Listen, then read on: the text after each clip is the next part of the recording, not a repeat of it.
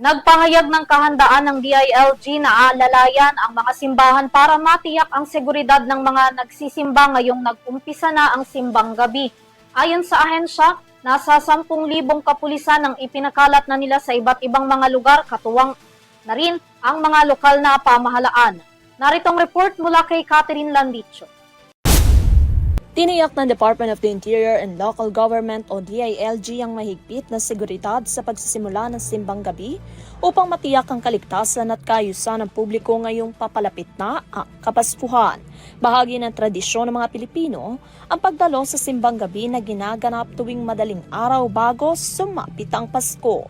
Inaasahan ang pagdagsa ng mga mananampalataya sa iba't ibang simbahan sa buong bansa. Ito'y bilang bahagi ng paggunitan ng Kapaskuhan.